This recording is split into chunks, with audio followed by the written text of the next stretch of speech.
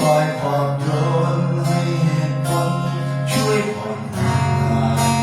ช่วยเธอตัดสินใจ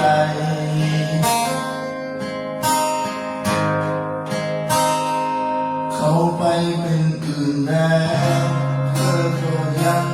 ไม่เลิกลาใจเธอคอยเรียกหายังลังเลลังไรทั้งที่ยังมีฉันคนที่รักเธอมากเธอกับมองข้ามไป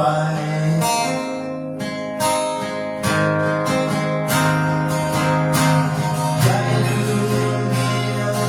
แต่มีสองทางเดินเธอเลือกใคร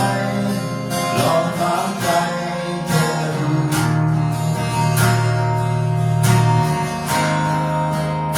ว่าเธอจะเลือกคนที่เธอรักหรือว่าเธอจะเลือกคนที่เขายังรักเธอเสมอฉันเองอาจจะร้องไห้ทั้งควรเพราะเสียเธอแต่อีกคนเขาคง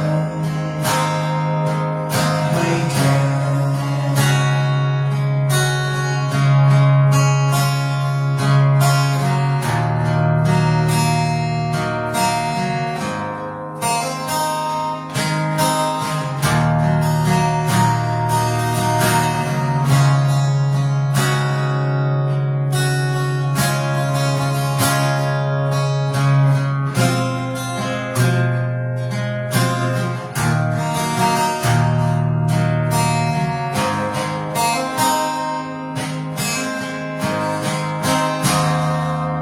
เขาไปเป็นอื่นแล้วเธอจะยังไม่เลิกลาให้เธอคอยเรียกหายังลังเลลังไรทั้งที่ยังมีฉันคนที่รักเธอมากเธอกับมองข้ามไป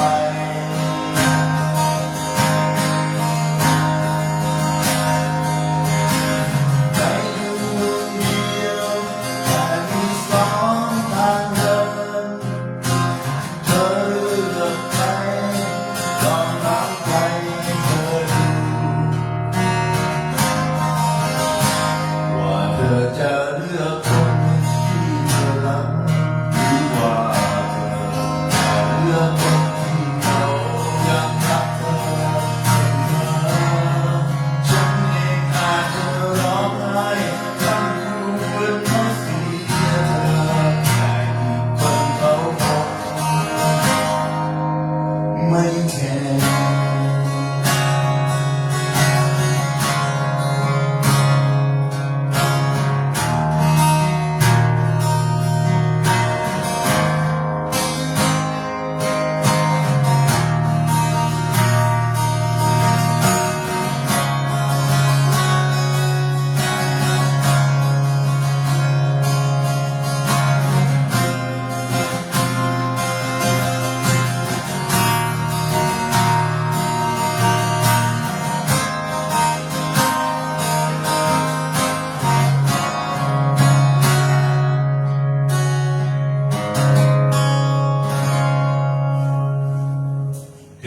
ทดสอบ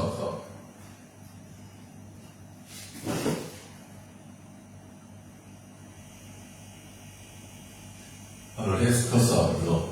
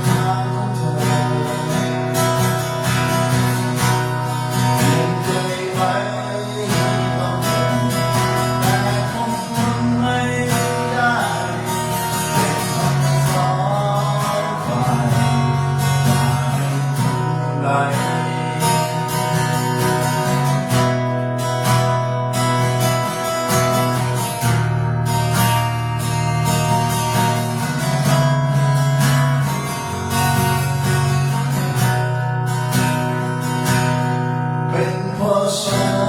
นที่ต้องทำให้เสียใจแต่ยังคงห่วงใยอยากให้คุณเดินอยากให้ย้อนวันเก็บเอามันมาแต่งเธออยากให้มันเหมือนเดิมอยู่ตลอดไปไม่อยากมอง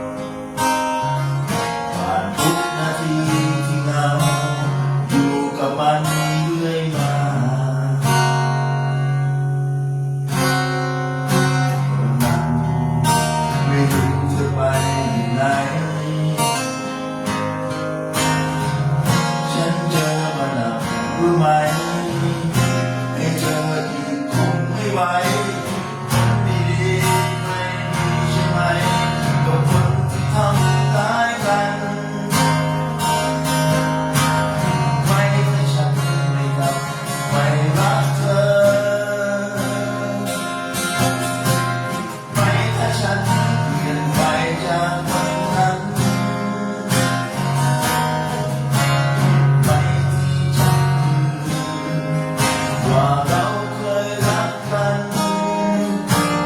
ไม่ที่ทำอย่างนั้นไม่ที่สงสารหัวใจตนเอง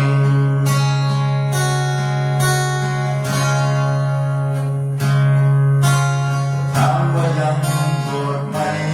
ไม่โกรธและสิ่งที่เธอก็ยังคิดถึงกัน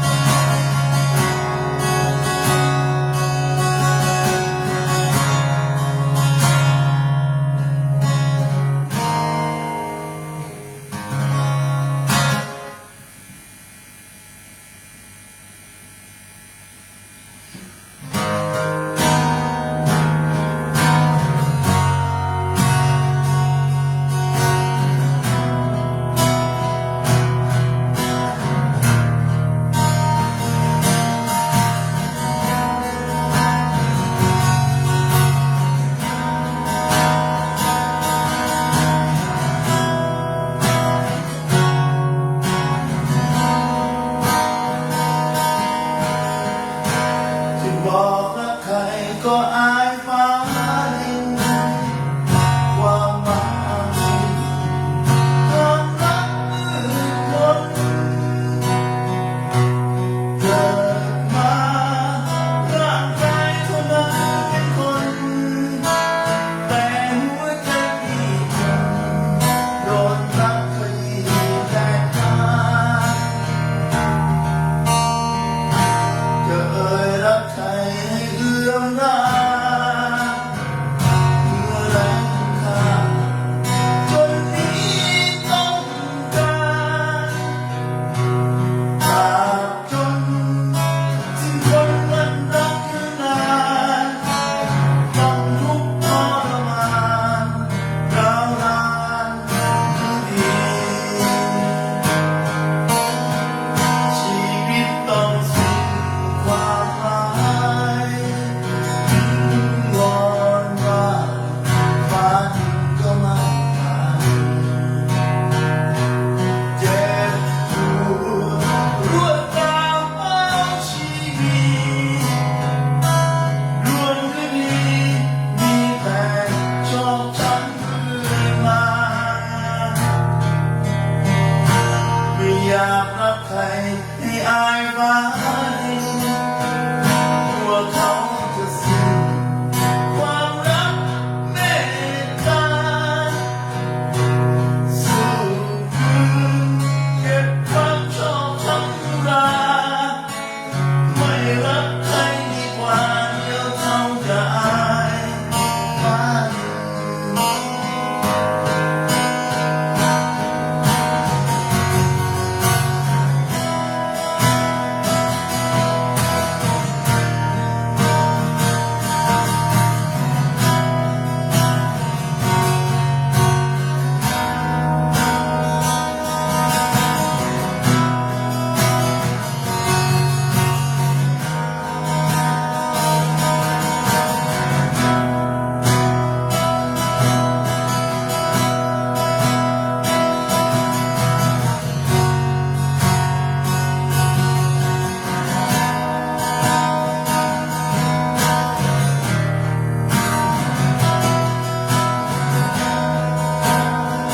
ชีวิตต้องสิ้น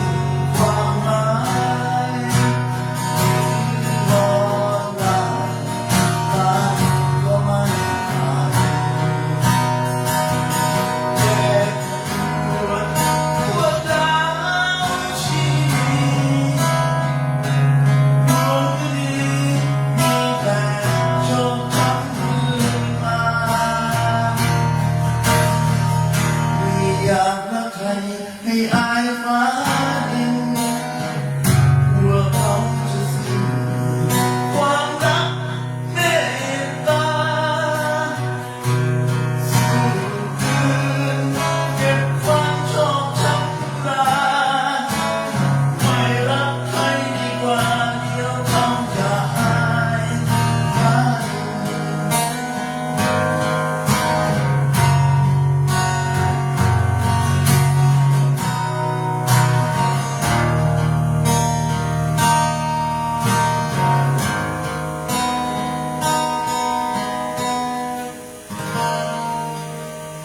อายฟ้าดินนะครับของ Power Band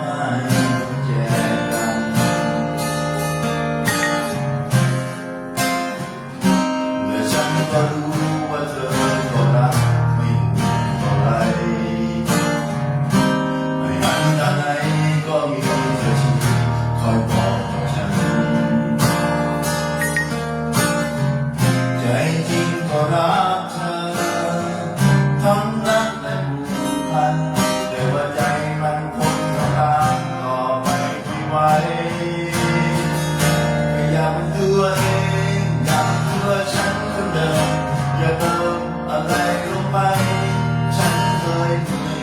ใช้ชีวิตหนักๆมีรักก็อยากให้ผ่อนคลายอยากให้รักฉันแต่เป็นฉันจริงๆอย่าทำให้เป็นใครรักเธอมากรักเธอมากที่สุดแต่มันก็ต้องเปลี่ยนไป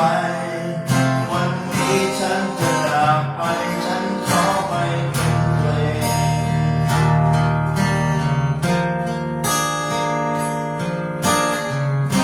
อย่าคิดว่าฉันไม่แคร์ไม่รักไม่มีใจใครแค่ขอไปใช้ไปมองชีวิตในแบบของมันวันหนึ่งหากพบตัวเองหวังเวงหมดหนทางแต่วันนั้นดอกไม้จะกลับมาหาแต่กันใจจริงก็รักเธอทั้งรักและผูกพันแต่ว่าใจมันคนทำตามต่อไปไม่ไหวแค่อยากเป็นตัวเองอยากตัวฉันคนเดิมจะเติมอะไรลงไปฉันเคยเหนื่อยใช้ชีวิตหนักๆมีรักก็อยากให้ผ่อนคลายอยากให้รักฉันแต่เป็นฉันจริงๆอย่าทำให้เป็นใครรักเธอมากรักเธอมากที่สุดแต่มันก็ต้องเปลี่ยนไปวันนี้ฉันอยากไปฉันขอไปเป็นตัวเองอยากเป็นตัวเองอยากเป็นตัวฉันคนเดิมอยากเติมอะไรลงไปฉันเคยเหนื่อยใช้ชีวิตหนักๆมีรักก็อยากให้ผ่อนคลายอยากให้รักฉันแต่เป็นฉันจริงๆอย่าทำให้เป็นใครรักเธอมากรักเธอมากที่สุดแต่มันก็เปลี่ยนไปวันนี้ฉันจะจากไปฉันขอไปเป็นตัวเองจากนี้และวันต่อไปฉันขอไปเป็นตัวเอง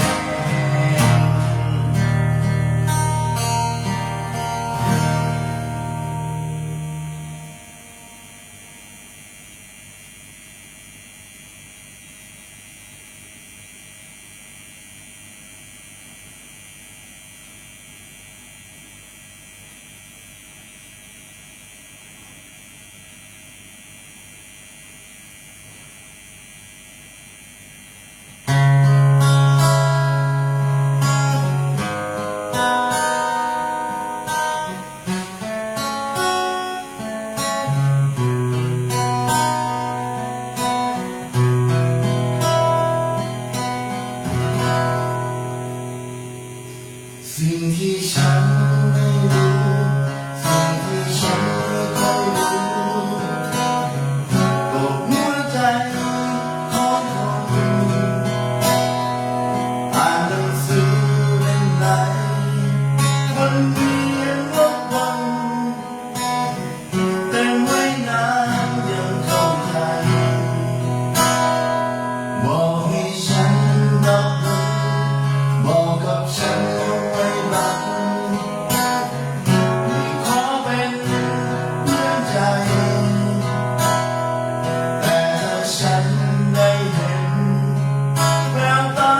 ข้างในไม่เหมือนคำที่พูดเลยใจคนเรายากเย็นเกินไปไม่เห็นต้องทำให้ยากเลยอย่างฉันก็ทำก็อย่างเคยบอกเลยจากใจว่ารักเธอปากเธอแข็งอยู่ไหมแต่ว่าฉันก็รับไปด้วยหัวใจที่รอได้แต่หวังสักคำเดียวก็พออยากได้ยินว่ารักกัน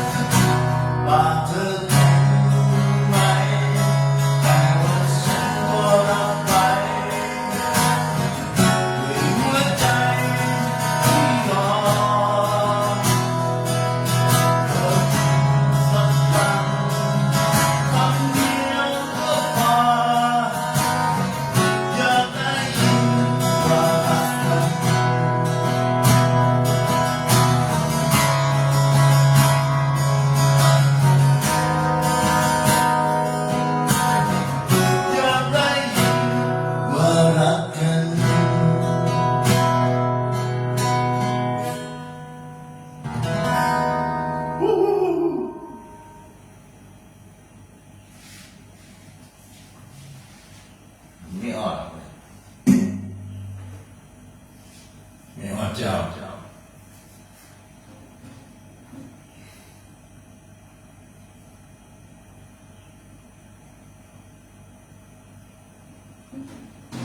สิ่งที่ฉันไม่รู้